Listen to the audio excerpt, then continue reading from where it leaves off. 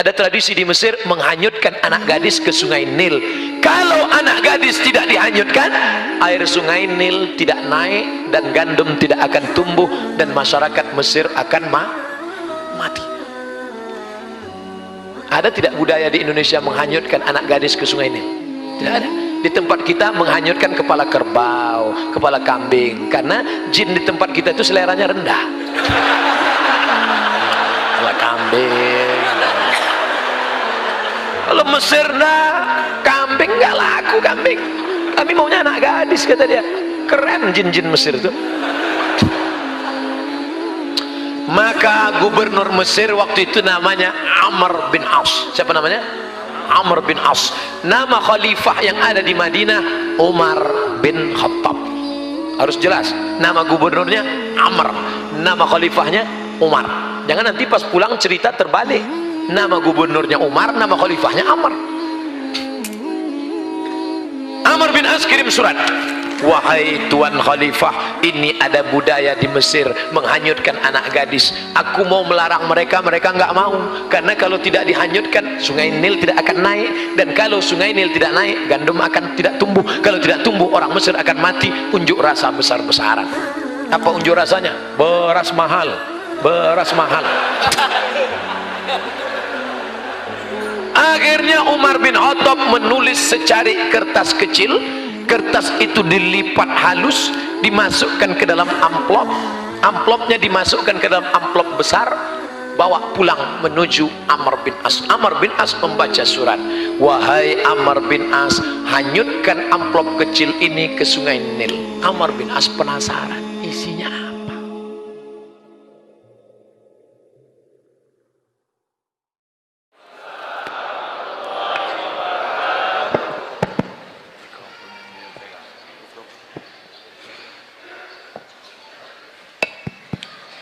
Bersyukur kita kepada Allah dengan mengucapkan Alhamdulillahi Rabbil Alamin. Berselawat kepada Rasulullah dengan ucapan Allahumma salli ala Sayyidina Muhammad wa ala ali Sayyidina Muhammad. Yang sama-sama kita hormati Bapak Rektor beserta seluruh civitas akademika. Kemudian Bapak Kapolres Tabes beserta seluruh jajaran, para kiai, alim ulama, hadirin hadirat, insyaallah semua jamaah fardu subuh dimuliakan Allah Subhanahu wa taala.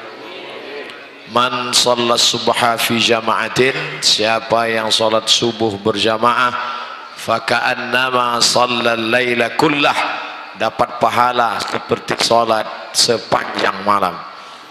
Man nama, siapa yang tidur walam yusalli, sampai tidak salat subuh, tertidur sampai tinggal salat subuh, balas syaitanu fi udhunih, kencing setan di telinganya. Alhamdulillah subuh ini kita semuanya selamat. Tapi apakah subuh besok selamat? Wallahu a'lam bishawab. Yang penting kita dalam watawasau bil haq watawasau bis-sabr. Ada mikrofon yang ketiga. Yang ini mantap, suara tak jelas. Yang ini mantap, putus-putus. Ini sepele aja kita bentuk, tapi rupanya mantap, bagus. Pelajaran jangan pernah menyepelekan bentuk orang. Saya selalu disepelekan orang.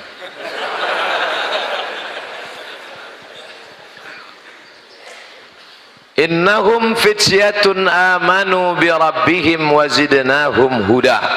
Itu penjelasan Allah tentang ashabul kahfi. Fityatun, anak muda. Sifatnya bagaimana?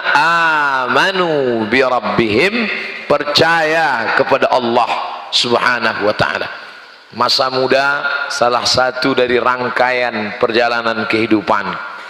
Dari alam roh pindah ke alam rahim, pindah ke alam dunia, masa kanak-kanak, masa remaja, masa dewasa, masa tua, sakit, mati. Semua orang pasti melewati masa muda. Tidak ada orang yang lahir langsung tua. Oleh sebab itu maka di antara yang akan ditanya nanti di padang mahsyar, hafal semua Bapak Ibu adik-adik ayatnya, latus alunna yauma idzin anin na'im. Kamu semua akan ditanya tentang nikmat Allah. Satu di antara nikmat yang ditanya itu adalah an syababihi fima ablah, masa muda. Masa muda kemana kau habiskan? Kenapa tidak ditanya masa tua? Masa tua tidak perlu ditanya, karena masa tua memang sudah saatnya beribadah. Kalau ada orang tua tidak juga beribadah, mau mati jadi apa? Jadi hantu. Oleh sebab itu maka masa muda inilah, masa muda darah bergelora, hawa nafsu bergejolak, godaan banyak, maka masa muda ditanya. Kelebihan ashabul kahfi, innahum fityatun, mereka anak-anak muda. Ingat, kalau Allah Ta'ala berikan nikmat akan ditanya di mana letak detak jantung, hembusan nafas, paru-paru, buah pinggang, otak, mata. Inna sam'a, pendengaran, wal basar, mata, wal fuad, hati dan pikiran. Kullu ulaika kana anhu mas'ula, semua akan disoal, semua akan ditanya. Tapi pertanyaan yang khusus an syabab, syabab, masa muda. Masa muda ini penuh dengan pertanyaan-pertanyaan. Alhamdulillah anak-anak muda di kampus UPI semuanya bisa dipertanggungjawabkan masa mudanya. Dari bunyi aminnya nampaknya nggak banyak yang bisa. Sab'atun yudhilluhumullah, 7 golongan yang akan mendapatkan naungan Allah. Yauma la dhilla illa dhilluh, hari itu tak ada naungan kecuali naungan Allah.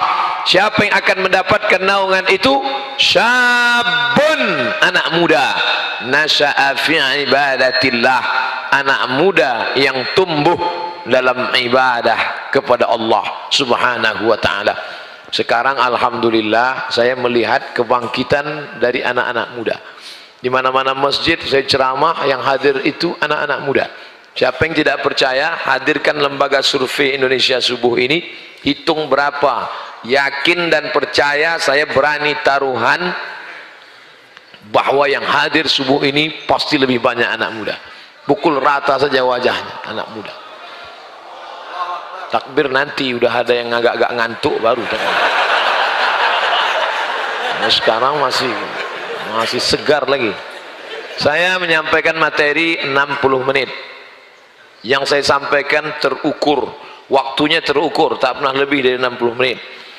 Isinya terukur, tak pernah keluar daripada tema. Jadi tidak perlu khawatir. Insyaallah selamat sampai awal sampai akhir. Lalu kemudian pertanyaan jelas, apa yang mau ditanya tanya. Kalau mau mengajukan pertanyaan yang berkualitas, yang pertanyaannya, Ustadz, bumi rata apa peta apa bulat, itu tidak menambah iman, tidak menambah etos kerja, tidak menambah ibadah. Tanyalah pertanyaan yang berkualitas, yang membangkitkan semangat hidup. Ustadz, Nabi Adam nikah sama Hawa, pak kuahnya siapa? Apa itu tanya-tanya itu? Tanya yang kira-kira membuat kita dekat kepada Allah Subhanahu wa ta'ala. Inilah masa muda yang penuh dengan tantangan, tapi anak muda tumbuh kepada Allah Subhanahu wa ta'ala. Di mana kita berpedoman?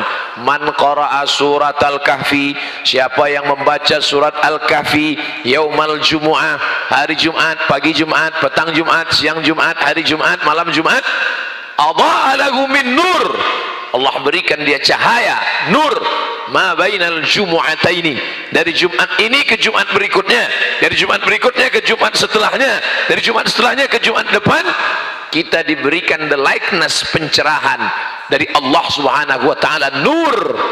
Itu dengan membaca surat Al-Kahfi, dan di dalam surat Al-Kahfi itu ada bercerita tentang ashabul kahfi. Ashab, orang-orang, ashabun nar, orang-orang penghuni neraka, ashabul jannah, orang-orang penghuni surga, ashabul kahfi, orang-orang penghuni gua. Masalah guanya di mana tidak perlu dicari.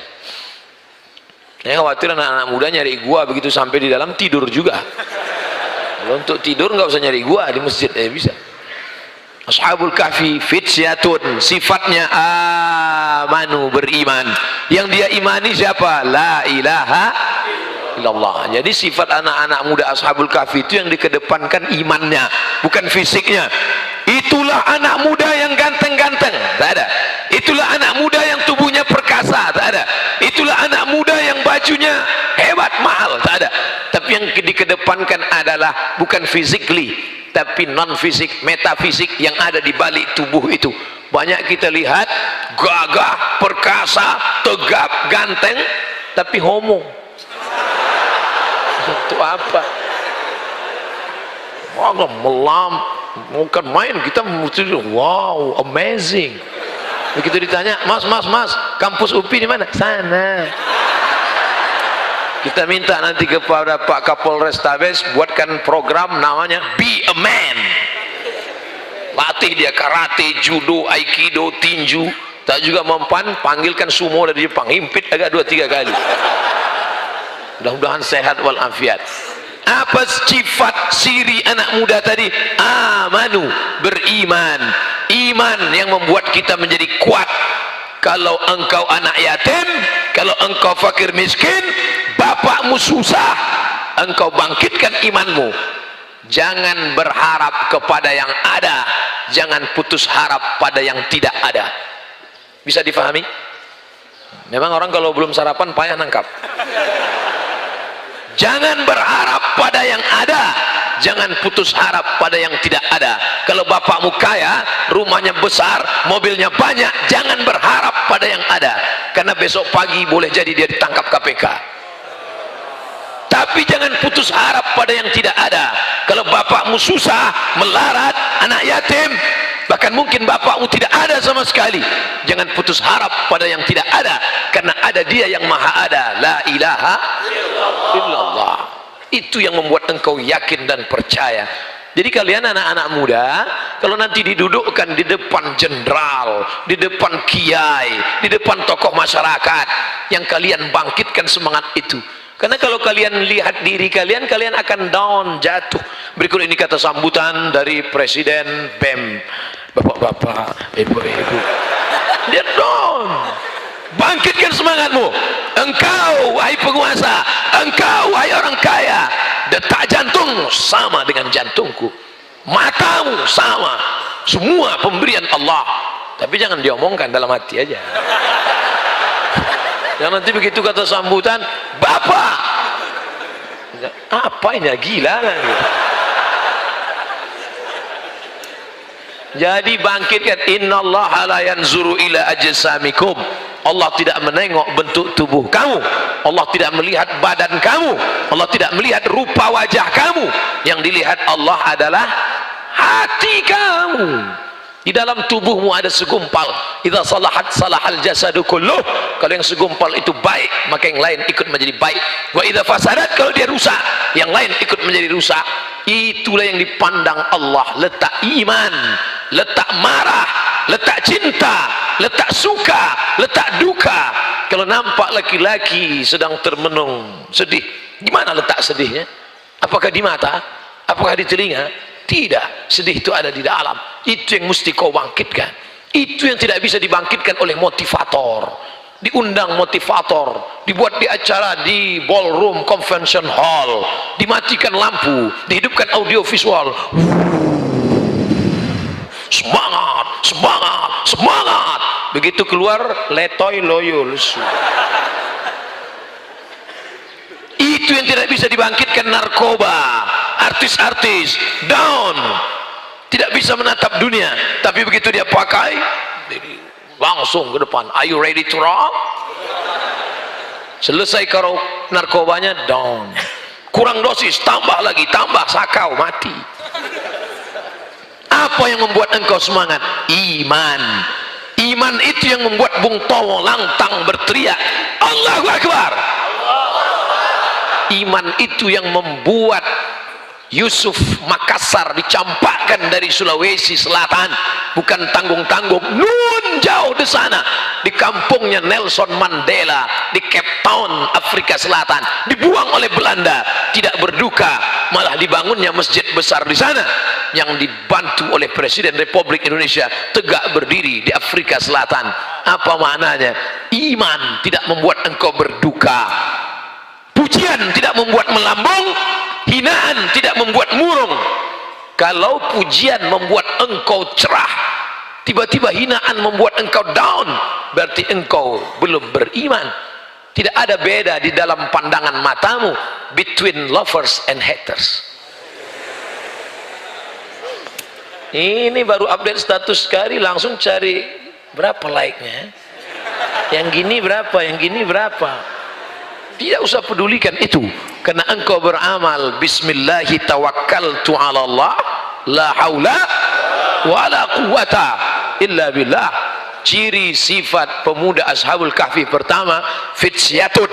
Yang pertama, dia mesti muda. Mohon maaf bapak-bapak yang tua-tua, kalau mau pulang, pulang aja lah. Jangan. Walaupun bapak sudah tua, tentu bapak punya anak muda. Yang nggak punya anak muda, paling nggak punya bini muda. Maksudnya yang tua meninggal. Ibu, mak. Punten, kumaha tuh, damang.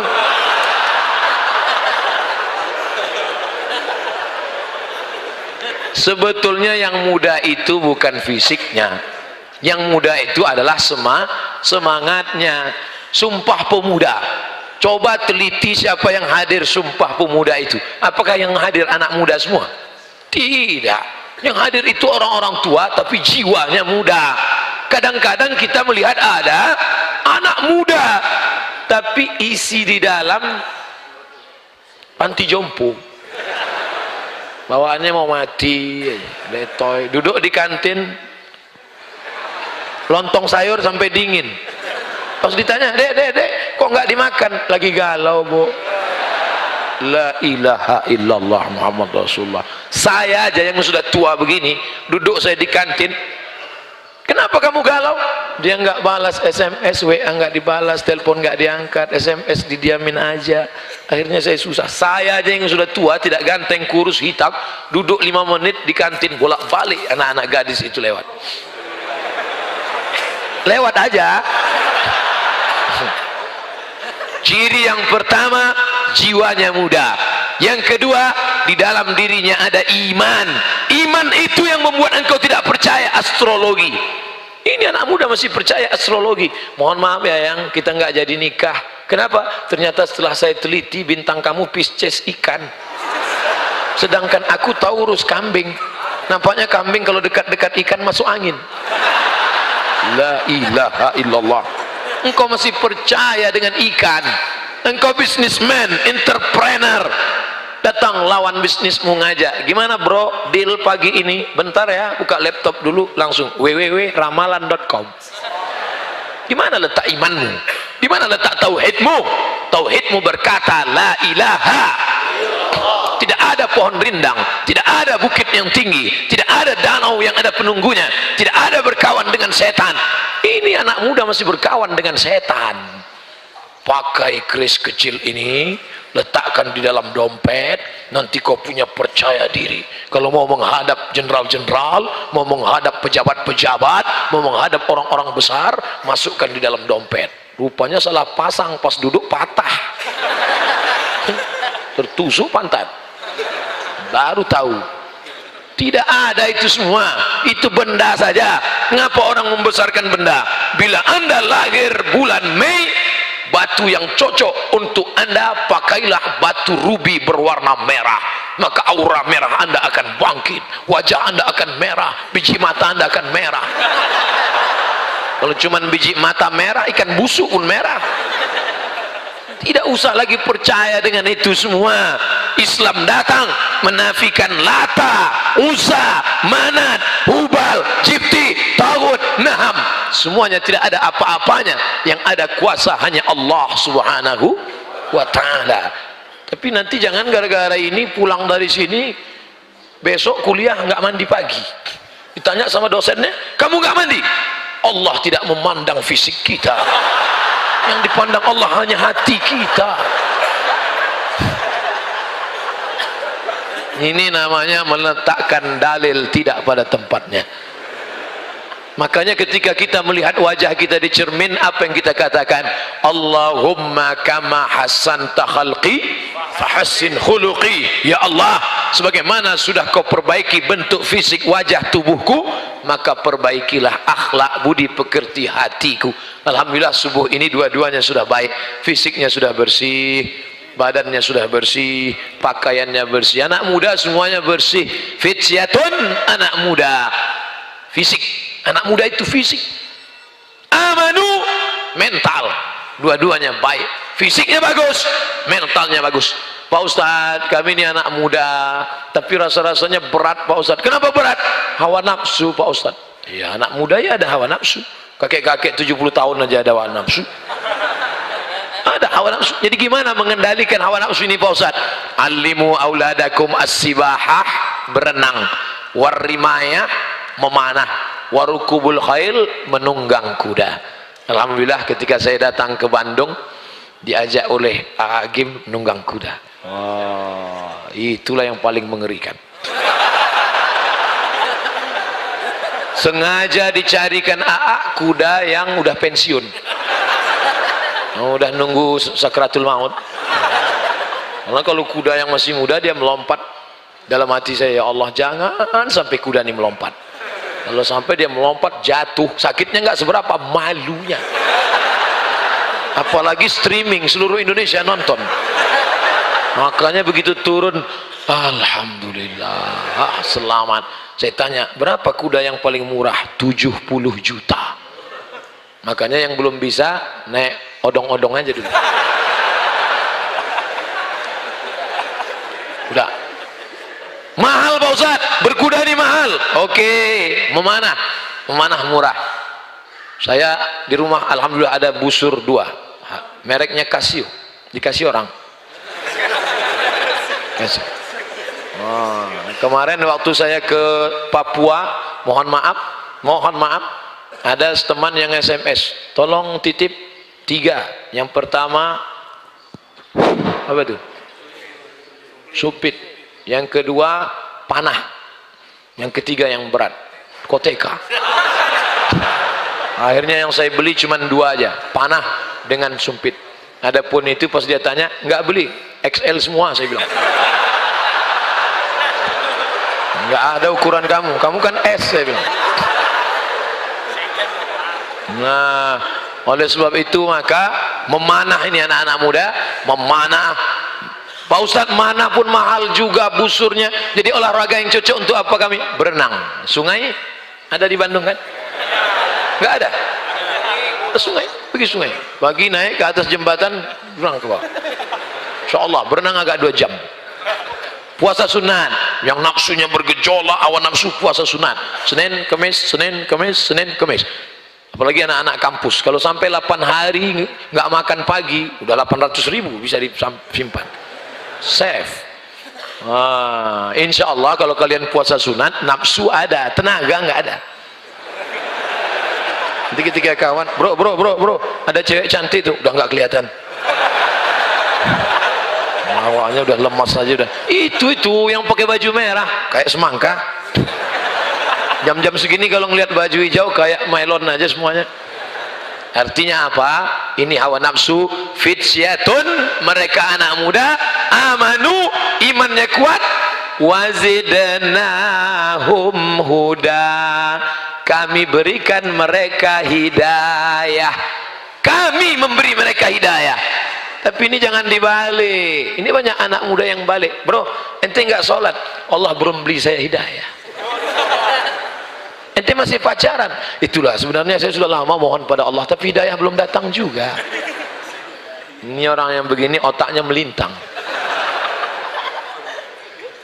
Siapkan cawannya, siapkan gelasnya, airnya akan diturunkan Allah Subhanahu wa ta'ala. Maka ajak kawan yang belum ngaji. Ustadz Somad itu LCMA, dia ustadz, tapi Abdul Somad hanya menceramahi orang yang sudah sholat, orang yang sudah baik. Betul? Ini yang di depan saya ini kan orang baik-baik semua nih. Biasa orang baik nggak ngaku. Tapi di sana masih ada anak muda yang masih pacaran, masih ada anak muda yang belum tersentuh masjid, masih ada anak muda yang belum sholat, masih ada anak muda yang pakai sabu-sabu, narkoba. Siapa yang menyentuh dia? Kalian yang menyentuh dia. Sentuhlah dia tepat di hatinya, dia akan milikmu untuk selamanya. Oleh sebab itu maka kalian yang ngajak dia, bro, ente kapan sholat? Dengan bahasa yang santun, yuk sholat yuk. Hari kedua nggak juga berhenti, ente kapan sholat? Nggak juga, aku ada cerita loh. Apa ceritanya? Dulu temanku itu kaya, punya uang banyak, motornya hebat, pacarnya cantik, nggak sholat. Sekarang mana dia? Mati.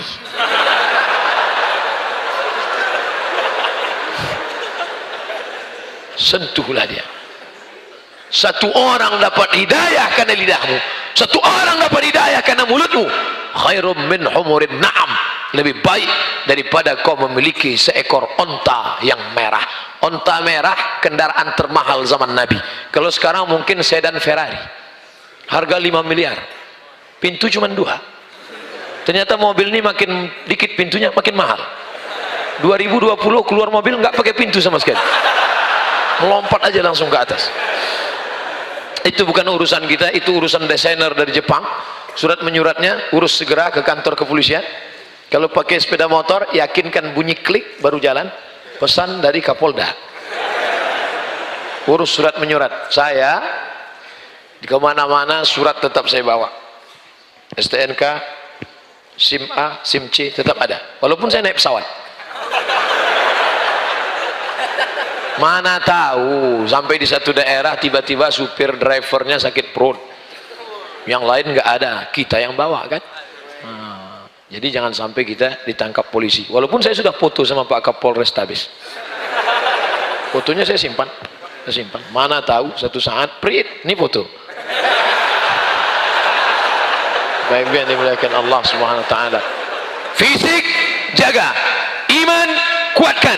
Allah yang akan menambah hidayah itu.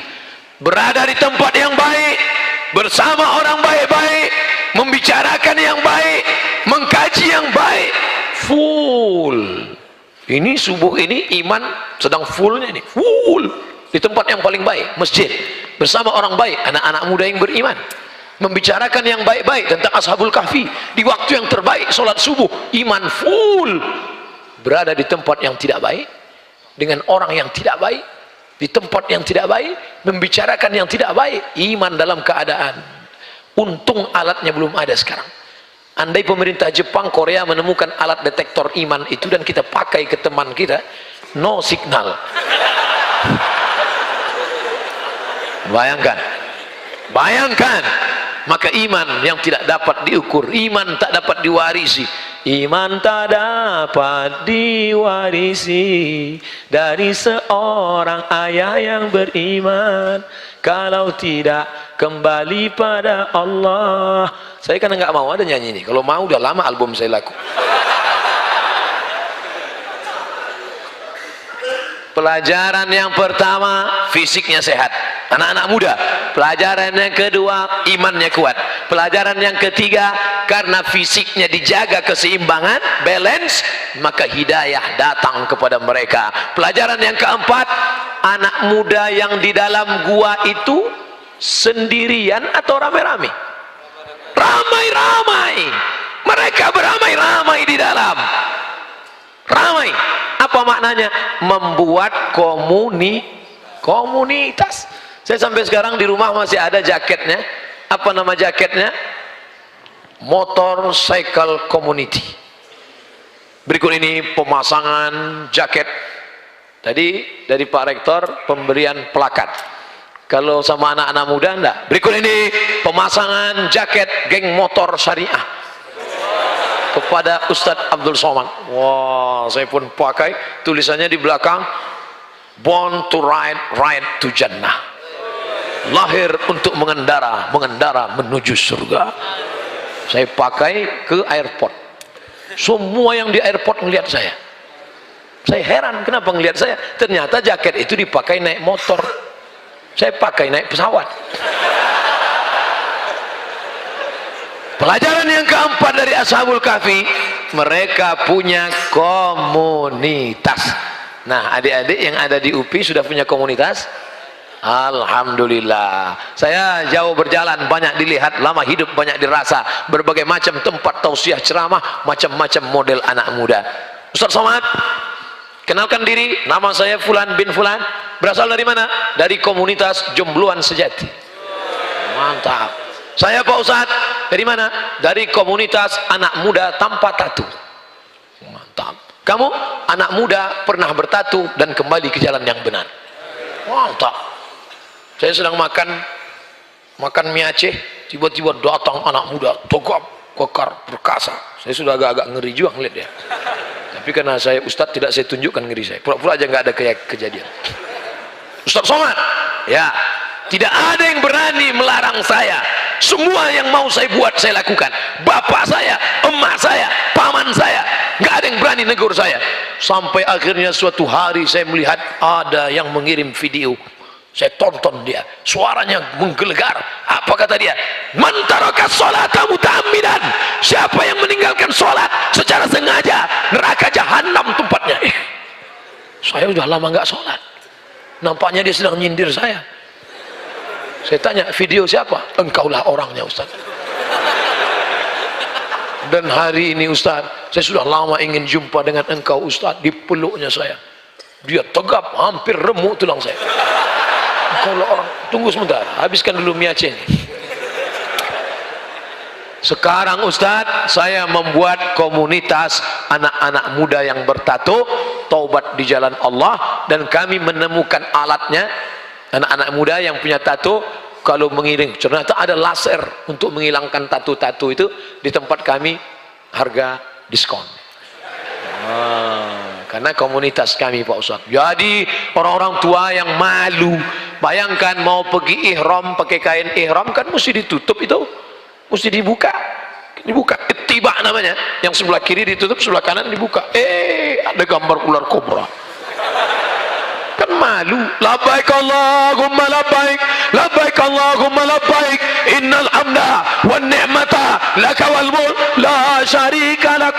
Orang semua nengok Ka'bah, yang di dekat kita nengok tato. Dulu waktu masih muda tatunya ular kobra, setelah tua kena diabetes meletus, kurus, jadi kulit keriput, jadi cacing pita. Dulu gambar burung Garuda yang mau menyambar ular di tengah laut, burung kuda sedang turun ke bawah, tapi karena sudah kulitnya mengkeriput, gambar burung puyuh. Alhamdulillah ada alat itu menghilangkan pakai laser, bersih Pak Ustadz. Buat komunitas. Nah, kalian buat komunitas apa? Nanti kami bulan Desember insya Allah di Riau, komunitas anak-anak muda motor. Terserah mau pakai motor apa, mau Vespa, mau Harley Davidson, mau CB 100, mau Cup 70, yang penting hidup. Kerjasama dengan Bapak Kapolda, Bapak Kapolres, kepolisian akan dibimbing. Di depan ada. Dulu itu kan kalau bunyi biasanya ada orang mati. Sekarang Masya Allah, begitu bunyi di belakang ada Ustadz. Ustadz sekarang sudah dimuliakan. Siapa yang berani mengganggu Ustadz kalau ada mobil itu di depan? Macet-macet, semua ketakutan semua. Yang lain lambat datang, Ustadz cepat. Takut semua lewat. Dalam hati mereka nyumpah, apa Ustadz nih? Buat susah aja gitu. Pasti buka kaca, Ustadz. Gitu. Tapi yang dimuliakan Allah Subhanahu wa taala. Nih, nah, belajar dari Ashabul Kahfi, fisiknya sehat, imannya kuat, hidayah bertambah, ada komunitas. Yang kelima, wa kalbuhum basitu yadaihi, ada seekor anjing yang menjulurkan tangannya. Anjing kalau duduk tangannya, nggak ada anjing begini kan. Anjing menjulurkan tangan. Ini informasi tidak penting. Al-Quran yang mestinya menyebutkan info tentang penting-penting saja. Untuk apa Quran cerita ada anjing tidur bersama Ashabul Kahfi? Untuk apa cerita anjing di sana? Ternyata di balik itu ada cerita. Apa maknanya? Menjadi seekor anjing pun kalau engkau dekat dengan orang soleh, engkau akan disebutkan dalam sejarah. Tapi jangan gara-gara ini pulang terus beli anjing. Semua anak muda Ustadz di Bandung sejak Ustadz ceramah kemarin semuanya punya anjing. Gara-gara apa? Gara-gara Ustadz ceramah tentang Ashabul Kahfi. Itu bukan salah saya, salah yang buat tema. Kenapa kau beli anjing? Ashabul Kahfi punya seekor anjing, maka aku pun punya. Ini ceritanya bukan itu. Pertama, cerita ini tentang umat sebelum Nabi Muhammad sallallahu alaihi wasallam. Iktibar yang ingin diambil, walaupun engkau seekor anjing, hina, najis, kotor, tapi kalau engkau berdekatan melayani orang soleh, engkau akan dicatat dalam Al-Quran. Apalah arti seekor anjing? Anjing menggunggung, hina, kotor, tapi karena dia melayani ulama, melayani orang soleh, Ashabul Kahfi, disebutkan dalam Al-Quran. Andai ada anjing menjilat air minum, tumpahkan semua airnya najis, air liurnya najis, lalu kemudian tempat-tempatnya ini menjadi kotor, maka dicuci 7 kali dengan air, 1 kali dengan air yang bercampur dengan air tanah. Apa nih orang Islam? Jadul, ketinggalan zaman, primitif. Sudah ada deterjen seperpel Mama Lemon. Ngapain dicuci pakai air tanah lagi? Ente nggak tahu, ternyata air liur anjing, kotoran babi. Ustadz jangan sebut yang kotor-kotor lah di masjid. Oke, air liur anjing, kotoran babi. Ada sensornya.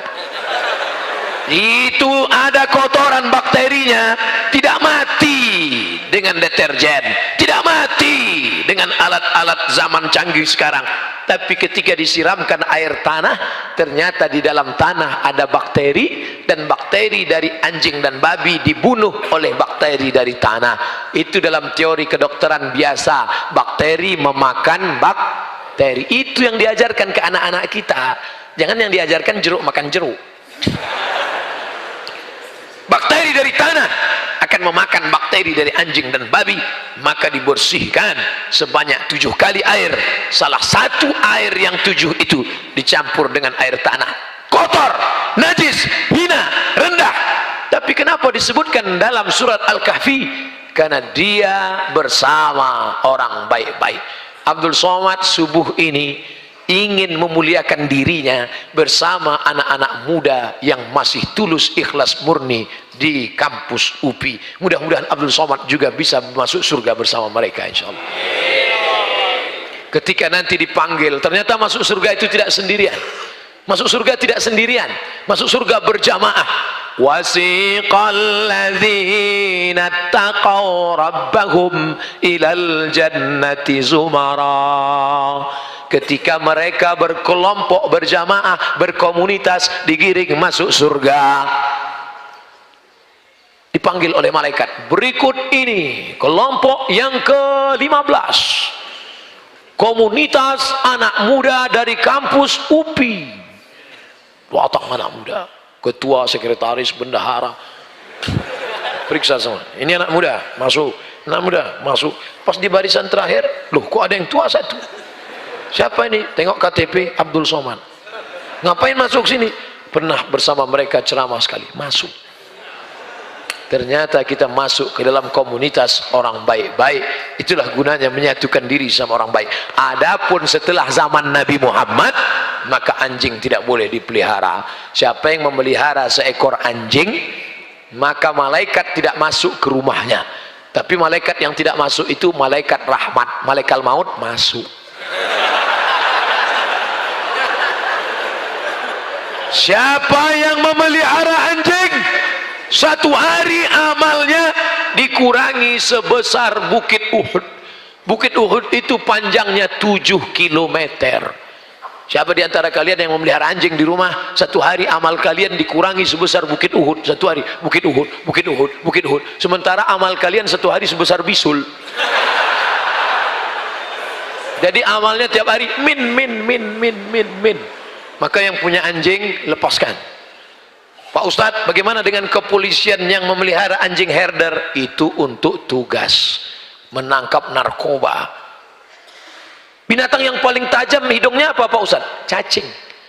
Kenapa kepolisian tidak pakai cacing? Cacing nggak bisa lari.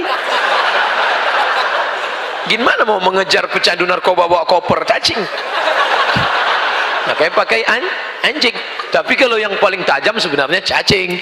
Cacing itu radius penciumannya 1 kilometer. Jadi kalau Abdul Somad mati dikubur di sini, jarak 1 kilometer cacing-cacing sudah mencium. Ada brownies, bro. Makanya ada kalian yang suka mancing, ngambil cacing, kalian tusuk pakai mata kail pancing, hati-hati. Kakeknya kalian bunuh, bapaknya kalian matikan, cucu-cucunya akan membalas sakit hati. Hari pembalasan telah tiba. Nah, pertama, fisiknya anak muda kuat. Yang kedua, imannya mantap. Yang ketiga, hidayah datang kepada mereka. Yang keempat, mereka punya komunitas. Yang kelima, walaupun seekor anjing, kalau menggabungkan diri dengan orang baik-baik, mereka akan disebut dalam sejarah kemanusiaan. Yang keenam, apa pelajaran dari Ashabul Kahfi? Ashabul Kahfi dikejar oleh raja yang zalim, tapi mereka tidak mau ikut bersama penguasa yang zalim. Biar mati, lebih baik melihat mata, lebih baik tulang putih daripada mata kami yang putih, Pak Ustaz. Lebih baik tulang putih daripada mata yang putih. Mata putih artinya orang mati. Orang mati itu matanya putih, hitamnya sudah tak ada lagi. Lebih baik tulang putih. Tulang putih kenapa? Darah, daging, urat sudah habis dimakan cacing tanah.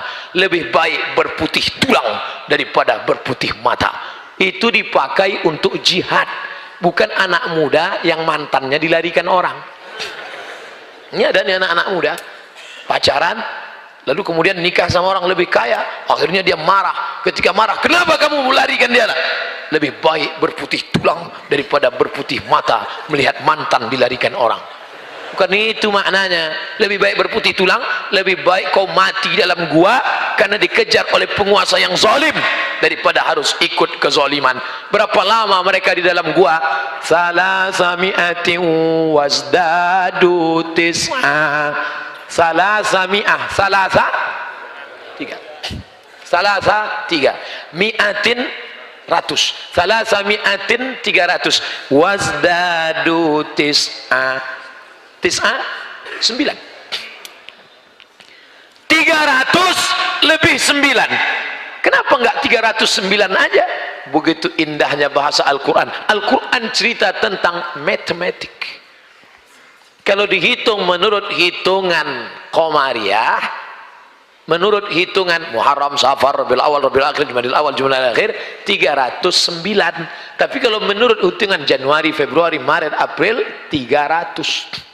Makanya kalau ada orang nanya saya, umur Ustadz sekarang berapa? Menurut Qamariyah atau Syamsiyah? Kalau menurut Januari, Februari, Maret, umur saya 41. Tapi kalau menurut Muharram, Safar, Rabiul Awal, Rabiul Akhir, 43. Kalau menurut Samsung 27. Kemarin waktu foto selfie, Ustadz, boleh selfie Ustadz? Ya, 27. Kok dia tahu? Lihat bagaimana Allah bercerita dalam Quran menurut ilmu matematik. Maka adik-adik yang kuliah, ini dulu kan namanya IKIP ya, Institut Keguruan Ilmu Pengetahuan. Ada jurusan guru biologi, ada jurusan fisika, ada jurusan kimia, ada jurusan matematika. Kadang orang berpahaman, kamu belajar di mana? Di UIN. Oh, mantap. Belajar tafsir, belajar hadis. Kamu belajar di mana? Matematik. Penghuni neraka. Walaupun engkau belajar matematik, Al-Quran bercerita tentang matematika. Berapa lama Ashabul Kahfi di dalam gua? Menurut hitungan Qamariyah 309, menurut hitungan Syamsiyah 300. Karena dari setiap 1 tahun ada kelebihan 11 hari. Saya tidak ngajak ngitung angka-angka, memang pagi begini kurang konsen kita masalah angka. Paham saya itu, air belum masuk, makanan belum masuk, nggak apa-apa. Diajak ngitung angka masuk, yang nampak ayam penyet, lontong sayur, nasi uduk, nggak kelihatan itu mana 300 mana 309. Apa maknanya? Engkau boleh dikejar penguasa yang zalim, engkau boleh dikejar orang yang punya kekuasaan, tapi kalau Allah mau dia selamatkan engkau bisa tidur selama 309 tahun, tapi mereka tidurnya hanya baru merasa seakan-akan tidur sekejap saja, tiba-tiba mereka terbangun. Dan ciri orang yang tidur kalau terbangun pastilah ngaku lapar. Maka dia perintahkan salah seorang sahabatnya, bro, beli makanan ke pasar, tapi jangan gerasak gerusuk, nanti kita ketahuan tertangkap. Gimana? Wal yatalattaf wala yus'iranna bikum ahada. Pergi bawa uang ini pelan-pelan ke pasar, beli nasi. Tapi waktu itu nggak ada nasi Pak Ustaz, nasi aja lah, agak-agak. Beli nasi bungkus, nasi uduk. Wal yatalattaf, pelan-pelan, jangan sampai ada yang tahu. Wala yus'iranna bikum ahada, satu orang pun nggak ada yang tahu. Begitu pelan-pelan mau beli, ada nasi nggak? Begitu mau beli, pedagangnya heran, ini uangnya sudah expired. Sampean dari mana? Dari gua. Ini 300 tahun yang lalu uangnya. Kenapa bisa kamu pegang ini? Akhirnya warga masyarakat kota pergi ke sana melihat, ternyata mereka orang-orang yang sudah tidur 300 tahun yang lalu. Allah hanya ingin menunjukkan, hai penguasa-penguasa yang zalim, kau gunakan dengan kekuasaanmu untuk menindas anak muda yang beriman, tapi Allah menyelamatkan mereka. Tapi jangan gara-gara ini adik-adik nanti bawaannya tidur aja. Ente kenapa nggak jadi aktivis? Kenapa nggak aktif di BEM? Kenapa nggak aktif di seminar? Kenapa nggak aktif di Lokakarya? Lebih baik berputih tulang daripada berputih mata. Bangkit semangat, itu cara Allah menyelamatkan. Mukjizat datangnya di akhir cerita, betul? Mukjizat datang selalu di akhir cerita. Lihat perjalanan Musa alaihissalam sampai di tepi Laut Merah, Firaun mengejar dari belakang. Apa kata pasukan Musa? Ya Musa, inna lamudrakun, kita pasti tertangkap Musa. Di depan Laut Merah, di belakang pasukan Firaun, mati kita Musa. Ini nampaknya kita tidak mati kita Musa, habis kita Musa. Kalla, kalla, sekali-kali tidak. Mereka tidak akan menangkap kita. Inna ma'iya rabbi sayahdin, Allah akan memberikan aku jalan. Akhirnya dipukulkannya tongkatnya, tiba-tiba terbelah Laut Merah kataudil azim, sisi kiri dan kanannya seperti bukit yang tinggi.